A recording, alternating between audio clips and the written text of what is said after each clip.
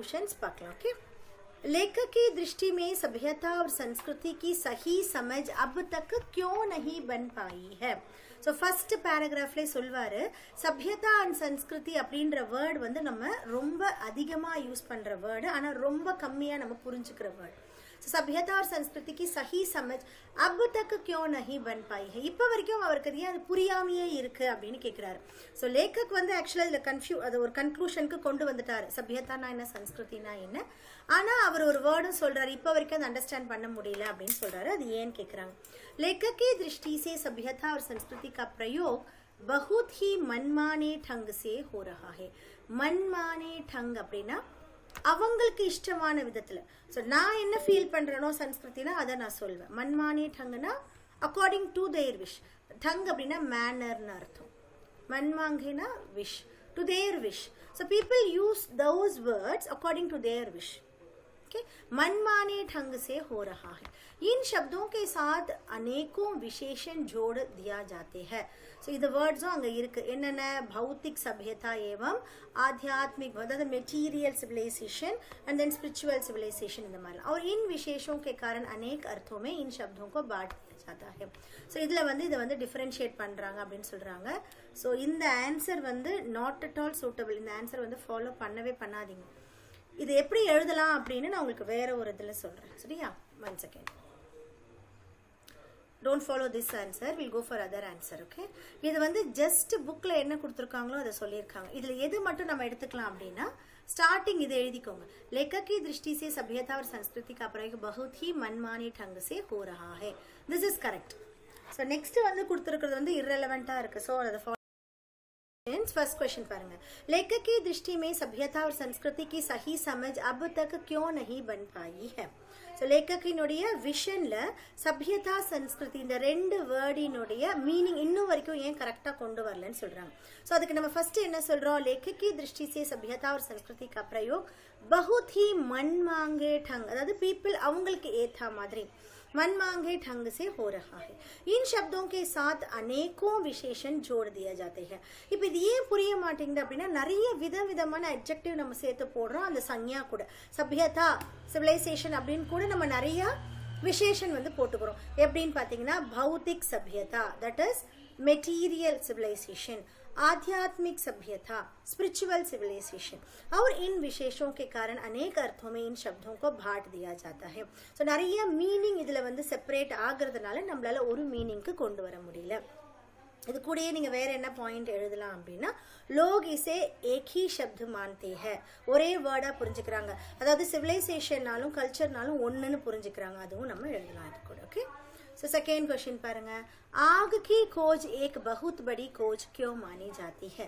आग की खोज அதாவது இந்த ஃபயர் கண்டுபிடிச்சாங்களே, खोजना search, the search for the fire வந்து ஒரு பெரிய ஒரு சர்ச்சா நம்ம நினைக்கிறோம். ஏன் इन खोज के पीछे रही प्रेरणा के मुख्य स्रोत क्या रहे होंगे. இந்த சர்ச்சுக்கு பின்னாடி இருக்கக்கூடிய இன்ஸ்பிரேஷன், சோ பிரேரணா, அதை செய்யணும் அப்படின்ற அந்த ஸ்ரோத், முக்கிய ஸ்ரோத், சோர்ஸ் सो என்னவா இருக்கக்கூடும் அப்படின்னு சொல்றாங்க. லெசன் பண்ணவங்களுக்கு எல்லாருக்குமே இதுக்கு ஆன்சர் தெரியும். आग की खोज एक बहुत बड़ी खोज इसलिए मानी जाती है क्योंकि इसी कारण आने वाले युगों की दशा पलट गई है. सो இதனால என்ன ஆகுது அப்படின்னா ஆனே வாலே யுகம், அதாவது வரக்கூடிய யுகங்கள், வரக்கூடிய நாட்கள், அதெல்லாம் என்ன ஆகுது, அவங்களுடைய அந்த டைரக்ஷனே மாறிடுச்சு. ஸோ ஃபயர் ஒன்ஸ் கண்டுபிடிச்ச உடனே நம்ம வந்து எப்படி ஃபுட் சமைக்கலான்னு பார்க்குறோம், நம்மளே எப்படி குளிர்ல இருந்து காப்பாற்றிக்கலான்னு பார்க்குறோம். இது எல்லாமே நம்ம கண்டுபிடிச்சோம். நீங்கள் இதெல்லாமே ஹிஸ்ட்ரியில படிச்சிருப்பீங்க. ரோஷினி கி ஜரூரத். ஸோ ஃபயர்னால நம்மளுக்கு என்ன கிடைச்சதுன்னா ரோஷினி, அந்த வெளிச்சம் கிடைச்சது. கச்சே மான்ஸ் கா ஸ்வாத் அச்சா நா லக்னா, அதே மாதிரி கச்சே மான்ஸ் ரொம்ப ராவா அவங்க வந்து அந்த ஃப்ளஷை சாப்பிட்றாங்க இல்லையா, அது வந்து அவங்களுக்கு அந்த டேஸ்ட் பிடிக்காம இருந்திருக்கலாம். இல்லை இருட்டா இருக்கிறதுக்கான ஏதாவது ஒரு இருட்டா இல்லாமல் இருக்கணும் அப்படின்னு ஒரு இன்ஸ்பிரேஷன் வந்திருக்கலாம். இதெல்லாமே அதோட இன்ஸ்பிரேஷன். ஆதி காரணோं से आगे की खोज की गई है. So if you feel like the answers are very short, இதே படிச்சுக்கோங்க. ஏன்னா ஆன்சர்ஸ் ரொம்ப டைரக்டா அழகா கொடுத்துருக்காங்க. இது கூட வேற ஏதாவது நீங்க இன்க்ளூட் பண்ணிக்கலாம். थर्ड பாருங்க वास्तविक अर्थों में संस्कृत व्यक्ति किसे कहा जा सकता है. இது ரொம்ப ரொம்ப ரொம்ப ரொம்ப இம்பார்ட்டன்ட் क्वेश्चन இதுல. சோ சன்ஸ்கிருத் व्यक्तिனா என்ன அப்படி கேக்குறாங்க. So one who is a inventor of any new things அவங்க தான் நம்ம संस्कृत व्यक्ति लेसन பார்த்தோம் இல்லையா. वास्तविक अर्थों में संस्कृत व्यक्ति वो है जो अपनी बुद्धि एवं योग्यता के बल पर कुछ नवीन कर सके. அதாவது நியூவா அதாவது இன்னோவேட்டிவா யார் ஒருத்தர் வந்து புதுசா ஏதாவது ஒன்று கண்டுபிடிக்கிறாரோ அவரை நம்ம என்ன சொல்றாங்கன்னா அவருடைய புத்தியில அவருடைய யோகியத்தால அவருடைய குவாலிஃபிகேஷன்ல அவருடைய புத்தியில அவர் புதுசா ஒன்று கண்டுபிடிக்கிறார் இல்லையா அவரை வந்து நம்ம சன்ஸ்கிருத் வியக்தின்னு சொல்றோம். இந்த ஆன்சருக்கு நீங்க அதுக்கப்புறம் என்ன கொடுக்கலாம் அப்படின்னா ஆக் கண்டுபிடிச்சவங்களையும் சூயி தாகா கண்டுபிடிச்சவங்களையும் நம்ம இங்க எக்ஸாம்பிளா கொண்டு வரலாம். So that you can extend the answer and correct answer also. Fourth பாருங்க நியூட்டன் அத நியூட்டனையும் கொண்டு வரலாம். ஆமா நியூட்டனையும் கொண்டு வரலாம். Okay if you want to extend the answer bookல கொடுத்திருக்கதே நீங்க एक्सटेंशना கொண்டு வாங்க. ओके फोर्थ क्वेश्चन பாருங்க न्यूटन को संस्कृत मानव कहने के पीछे कौन से तर्क दिए गए हैं. அப்ப நியூட்டனை வந்து நம்ம சன்ஸ்கிருத் மானவ் இல்ல சன்ஸ்கிருத் व्यक्ति எப்படி சொன்னாலும் நியூட்டனும் அங்க வருவார். அதுக்கு பின்னாடி என்ன ஒரு விஷயம் डिस्कशनல இருக்குன்னு கேக்குறாங்க. न्यूटन द्वारा प्रतिपादित सिद्धांतों एवं ज्ञान की कोई दूसरी बारीकियों को जानने वाले लोग भी न्यूटन की तरह संस्कृत नहीं कह ना सकते क्यों. सो இது வந்து புக்ல ரொம்ப எலாபரேட்டா கொடுத்திருப்பாங்க. புக்கை லிசன் பண்ணவங்களுக்கு திரும்பவும் நான் சொல்றேன். ஸோ நியூட்டன் வந்து அந்த கிராவிடேஷன் அப்படின்றத கண்டுபிடிக்கிறார். அதுக்கப்புறம் வர பிசிக்ஸ் ஸ்டூடெண்ட்ஸ் கிராவிடேஷனை வந்து நியூட்டன் ஃபாலோ பண்ணிக்கிட்டு அதை தவிர அவங்க நிறைய லேர்ன் பண்றாங்க which Newton doesn't know that. So நியூட்டனுக்கு இவங்க கண்டுபிடிச்சதெல்லாம் அவருக்கு தெரியாது. ஆனால் இதில் என்ன சொல்ல வராங்கன்னா அதனுடைய பேஸ் வந்து கிராவிட்டி. அதை கண்டுபிடிச்சவர் நியூட்டன். அதனால அவர் சன்ஸ்கிருத் மானவன்னு சொல்றாங்க. பிரதிபாதித் சித்தாந்தம் அது அவரால் கண்டுபிடிக்கிற फिलॉसफी அவர் கண்டுபிடிச்ச அந்த விஷயங்கள் தியரிஸ் ज्ञान को कोई दूसरे बारीकियों को जानने वाले लोग. ஸோ இது மற்றவங்களுக்கும் தெரியுது. நியூட்டன் की तरह संस्कृत नहीं कहला सकते हो. அவங்க வந்து நியூட்டன் மாதிரி அவங்களும் சன்ஸ்கிருத் வியக்தின்னு ஏன் சொல்லலை அப்படின்னு சொல்றாங்க. ஸோ இந்த இடம் புரியணும்னா திரும்பவும் புக்ல அந்த இடத்துல லிசன் பண்ணுங்க. न्यूटन ने अपनी बुद्धि एवं योग्यता के बल पर गुरुत्वाकर्षण की खोज की. அதாவது கிராவிட்டி அப்படின்றத கண்டுபிடிக்கிறார். जिसका पहले அவருடைய புத்தி ஏவம் யோகியதா அதுல வந்து கிராவிட்டின்றத ஐடென்டிஃபை பண்றார். சோ புதுசா அவர் இன்வென்ட் பண்றார். जिसका पहले किसी को ज्ञान नहीं था. இது கண்டுபிடிச்சவங்க இதுக்கு முன்னாடி வேற யாரும் நியூட்டனுக்கு முன்னாடி வேற யாரும் கிடையாது. इसलिए उन्हें एक संस्कृत मानव माना गया है. சோ இது நமக்கு புரிஞ்சிச்சு. அதனால அவர் வந்து சன்ஸ்கிருத் மானவ். சோ நெக்ஸ்ட் நமக்கு क्वेश्चन என்னன்னா அதை தவிர்த்து நிறைய பேருக்கு நிறைய விஷயங்கள் தெரிஞ்சிருந்தாலும் அவங்கள ஏன் நம்ம சன்ஸ்கிருத் மானவன்னு சொல்றது இல்லை. आज के लोग न्यूटन की ही बताई बातों पर गहराई से चिंतन कर. ஸோ இது புக்கில் கிடையாது. இது நல்லா புரிஞ்சுக்கோங்க. ஏன் அந்த ஸ்டூடெண்ட்ஸை அந்த வித்தியார்த்தி அதாவது ஃபிசிக்ஸோடைய ஸ்டூடெண்ட்ஸை வந்து நம்ம சன்ஸ்கிருதி வியக்தின்னு சொல்றது இல்லை அப்படின்னு பார்த்தோம் அப்படின்னா நியூட்டனுடைய கண்டுபிடிப்பை பத்தாயி பாத்தோம் பர் கெஹராயி சே. ஸோ அதை இன்னும் ரொம்ப டீப்பாக திங்க் பண்ணி அவங்க வந்து ஒரு விஷயத்த கண்டுபிடிச்சிருக்காங்க. அப்ப பேஸ் யார் கொடுத்ததுன்னா நியூட்டன் கொடுத்தது தான். ஸோ அவருடைய பேஸ்ல இவங்க கண்டுபிடிச்சதுனால இவங்களத வந்து நம்ம சभ्यताன்னு சொல்றோம். அவரத வந்து संस्कृतன்னு சொல்றோம். उसके नए पहलू का ज्ञान दे रहे हैं. इसलिए वे न्यूटन से अधिक नहीं है. நியூட்டனுக்கு மேல அவங்க கிடையவே கிடையாது. அவங்க सभ्यता தான். இவர் தான் வந்து சன்ஸ்கிருதியில வரார். Okay so this question is also important. But question இவ்வளோ லென்த்தியாக கேட்க மாட்டாங்க. இதை வேற மாதிரி ட்விஸ்ட் பண்ணி கேட்பாங்க. இதில் வர எல்லா क्वेश्चनுமே इम्पोर्टेंट தான். ஸோ நீங்கள் அண்டர்ஸ்டாண்ட் பண்ணி அதை எக்ஸ்டெண்ட் பண்ணி எழுதிக்கணும். किन महत्वपूर्ण आवश्यकताओं की पूर्ति के लिए सुई धागे का आविष्कार हुआ होगा. ஸோ உங்களுக்கு ஒரு क्वेश्चन கேட்டாங்க இல்லையா தாகா எதுக்காக ஆக் எதுக்காக வந்ததுன்னு சொன்னோம் இல்லையா அதே மாதிரி தான் இந்த சுயி தாகை எந்த விஷயத்துக்காக இது வந்ததுன்னு கேட்குறாங்க. இதை என்ன பண்ணுவாங்க அப்படின்னா மோஸ்ட்லி 2 क्वेश्चனை கம்பைன் பண்ணிடுவாங்க ஆகையும் சுயி தாகையும். ஸோ ஆவிஷ்கார் எதனால வந்தது எந்த பிரேரணா எந்த இன்ஸ்பிரேஷனால வந்தது இந்த மாதிரி என்ன ஆவசியக்தா क्वेश्चனை எப்படி வேணாலும் கேட்கலாம். பட் விஷயம் என்னன்னா எதுக்காக அது கண்டுபிடிக்கப்பட்டது. शरीर को ठंड व गर्म से बचाने के लिए तथा तन को टक कर एक सभ्य मानव बनाने के लिए सुई धागे का आविष्कार हुआ होगा. இந்த சபைய அப்படின்னா சிவிலைஸ்டுன்னு அர்த்தம். இந்த இடத்துல கன்ஃபியூஸ் ஆயிக்காதீங்க. இங்க என்ன சொல்றாங்கன்னா शरीर को ठंड व गर्म से बचाने உடம்பை வந்து குளிர்ல இருந்தும் சூடுல இருந்து காப்பாத்துறதுக்காகவும் தன்கோ நம்மளுடைய பாடி தன்னுனா நம்மளுடைய உடம்ப டக்குக்கர் கவர் பண்ணி சபியமான ஒரு சிவிலைஸ்டு பர்சன் நீ உடம்ப நீ கவர் பண்ணும்போது you are becoming a civilised person. அதுதான் இந்த இடத்துல சொல்றான். एक सभ्य मानव बनाने के लिए सुई धागे का आविष्कार हुआ होगा. ஸோ 3 விதமா சொல்லியிருக்காரு இல்லையா யாரெல்லாம் சன்ஸ்கிருதி அப்படின்னும் போது புதுசா ஒன்றத்தை கண்டுபிடிக்கிறாங்க.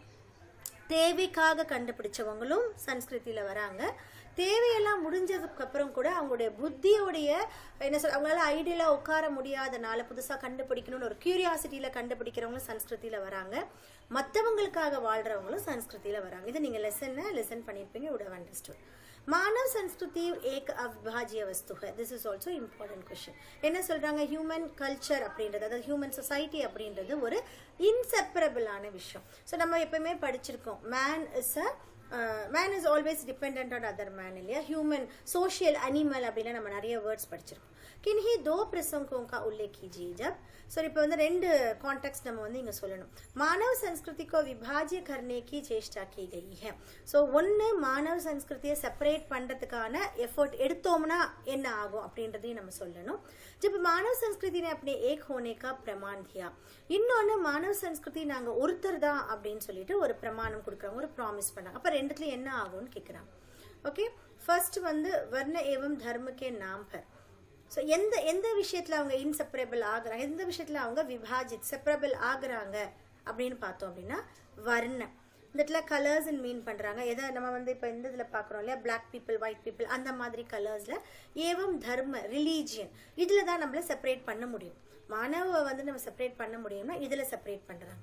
जब मानव संस्कृति ने अपने एक होने का प्रमाण दिया, जब सिद्धार्थ ने अपना घर सिर्फ मानव कल्याण के लिए छोड़ दिया था तथा कार्ल मार्क्स ने संसार के मजदूरों को सुखी देखने के लिए अपना सारा जीवन पीढ़ा में बिता था. सो எப்ப வந்து मानव संस्कृति அவங்களுடைய லைஃப் எக்ஸாம்பிள் தான் நம்ம கொடுக்குறோம். யாரை நம்ம எக்ஸாம்பிள் கொடுக்குறோம்னா சித்தார்த்த புத்தாவையும் கார்ல் மார்க்ஸையும் எக்ஸாம்பிள் கொடுக்குறோம். இன்னொருத்தர் கூட சொல்லியிருந்தாங்க, நீங்க அவரையும் சொல்லணும்னா கூட இதில் நம்ம சொல்லலாம். ஓகே, ஸோ இந்த கொஸ்டினுக்கு நீங்கள் வேறு மாதிரி ஆன்சர் எழுதுனாலும் ஓகே தான். ஸோ இதில் வந்து ரொம்ப என்ன சொல்கிறது, ரொம்ப டீப்பாக நம்ம போய் ஆன்சர் எழுத வேண்டாம். அவங்க கேட்குற கொஸ்டின் என்னன்னா எப்பெல்லாம் செப்பரேட் பண்ண முடியும், எப்போ அவங்க மற்றவங்களுக்காக வாழ்வாங்க, அதுக்கு நம்ம எக்ஸாம்பிள்ஸ் கொடுக்குறோம். सेवेंथ क्वेश्चन पारेंगे, आशय स्पष्ट कीजिए. मानव की जो योग्यता उससे आत्मविनाश के साधनों का आविष्कार कराती है, हम उसे उसकी संस्कृति कहे या असंस्कृति. இது வந்து ஆशय स्पष्ट कीजिए இருந்தாலும் நீங்க இதை என்ன அண்டர்ஸ்டாண்ட் பண்ணணும்னா உங்களுக்கு இப்படி ஒரு டெஃபினிஷன் கேட்பாங்க. लेखक ने किसे असंस्कृति और असभ्यता कहते हैं அப்படின்னு கேட்பாங்க. So you have to define what is असंस्कृति, வாட் இஸ் असभ्यता. ஸோ நம்மளுக்கு எல்லாருக்குமே தெரியும் சன்ஸ்கிருதி அப்படின்றது வந்து நம்மளுடைய கல்யாணுக்காக பண்றது, आत्म विनाश பண்றது வந்து असंस्कृति. मनुष्य ने अपनी सुरक्षा के लिए कई साधन बनाया है. ஸோ அவங்களோட சேஃப்டிக்காக மனுஷங்க என்ன பண்றாங்க, நிறைய சாதன் பண்றாங்க, நிறைய திங்ஸ் வந்து நம்ம பண்றோம். जब यह साधन आत्मरक्षा के लिए प्रयोग किया जाता है, आत्मरक्षा ஸோ செல்ஃப் சேஃப்டி, நம்மளுக்காகவே நம்மளுக்கு ஹெல்ப் பண்ற மாதிரி அந்த பொருள் யூஸ் ஆச்சு அப்படின்னா तो उसे संस्कृति कहेंगे. परंतु जब यदि साधन किसी को हानि पहुंचाने के लिए प्रयोग होंगे तो उसे हम असंस्कृति कहेंगे. ओके, ஸோ இந்த டெஃபினேஷனே கொடுத்துருக்காங்க. இதே மாதிரி தான் அசபியதா, இதில் புக்கில் இருக்கிறது அந்த இடத்த அப்படியே பை ஹார்ட் பண்ணிக்கோங்க. ஸோ உங்களுக்கு நிறைய தடவை இந்த டெஃபினிஷன்ஸ் மாதிரி தான் கேட்பாங்க. ஸோ புக்கில் அங்கங்கே இருக்கிறது இது பண்ணிக்கோ. ஸோ நெக்ஸ்ட் இருக்கிறது ரச்சனா ஒரு அபிவியக்தி. ஸோ இந்த இடத்துல வர வேண்டியது இங்கே வந்திருக்கு. इधर ஏதாவது இம்பார்ட்டண்டா இருந்தா மட்டும் சொல்றேன். लेखक ने अपने दृष्टिकोण से सभ्यता और संस्कृति की एक परिभाषा दी है. आप सभ्यता और संस्कृति के बारे में क्या सोचते हैं लिखिए. सो लेखक வந்து அவரோட விஷயம்ல சभ्यताனா என்ன சன்ஸ்கிருதினா என்னன்னு ஒரு டெஃபினிஷன் கொடுத்திருக்காரு இல்லையா. நீ சभ्यताனா என்ன சன்ஸ்கிருதினா என்ன சொல்வ அப்படின்னு கேட்டிருக்காங்க. ஸோ இந்த டெஃபினிஷன் கூட நம்ம எப்படி வேணாலும் எழுதலாம், இல்லை லேखक சொல்றதே பாலிஷ்டா நீங்க மாத்தி எழுதிக்கலாம். संस्कृति जीवन का चिंतन और कलात्मक सृजन है. संस्कृति அப்படின்றது ஜீவன் கா சிந்தன், லைஃபினுடைய தாட், இல்லை நீங்கள் மாரல் வேல்யூஸ் அப்படின்னு கூட எழுதலாம். அவர் கலாத்மக் சிருஜன், ஸோ ஆர்ட், அதாவது கிரியேட்டிவ், நம்ம வந்து ஆர்ட்டை வந்து நமக்குள்ளே நம்ம கிரியேட் பண்ணுறோம் இல்லையா. கலாத்மக்னா ஆர்ட், சிருஜன்னா வந்து கிரியேட்டிவ். ஸோ நம்ம கிரியேட்டிவிட்டி நம்மளுக்குள்ளே கொண்டு வரதும் சன்ஸ்கிருதி. ஜோ ஜீவன் கோ சமர்த் பனாத்தி ஹை, நம்மளுடைய லைஃப்பை வந்து ஃபெர்டைல் பண்ணுறது, ப்ராஸ்பர் பண்ணுறது இந்த தாட்டும் இந்த கிரியேட்டிவிட்டியும். सभ्यता संस्कृति का ही विकसित भाग है. सो நம்ம எப்படி டிஃபைன் பண்றோம்னா सभ्यता அப்படின்றது संस्कृतिயினுடைய डेवलप्ड स्टेज அப்படினு சொல்றோம். विकसित भाग है. ओके, भाषा अध्ययन நமக்கு என்ன கொடுத்திருக்காங்க, द्वंद्व समास, गलत सलस. वी नो दैट महामानव कर्मधारय, सो महान है जो मानव, कर्मधारय समास. हिंदू मुस्लिम द्वंद्व समास. सप्त ऋषि, 7 ऋषियों का समूह दीर्घ समास. आत्म विनाश, आत्मा का विनाश तत्पुरुष समास. पद्धलित तत्पुरुष समास, यथोचित अव्यय भाव समास, सुलोचना कर्मधारी समास. You don't have समास for your exam. பட் என்ன பண்ணுவாங்க அப்படின்னா இந்த வேர்ட்ஸ் பர்டிகுலராக இந்த எம்சிக்யூ பார்ட் மாதிரி உங்களுக்கு அந்த பேராகிராஃபை கொடுத்துட்டு ஆத்ம வினாஷ்ன்ற அந்த வேர்டு வரும்போது இது என்ன சமாஸ்ன்னு கேட்பாங்க. ஸோ நம்ம வந்து ஃபுல்லாக 9th ஸ்டாண்டர்டில் படிச்சுட்டு 10th ஸ்டாண்டர்டில் அதை பற்றியே மறந்துருந்தோம் அப்படின்னா நம்மளுக்கு ரொம்ப கஷ்டமாக இருக்கும். ஸோ அதனால புக் பேக்கில் இருக்கிற சமாஸ் மட்டுமா நம்ம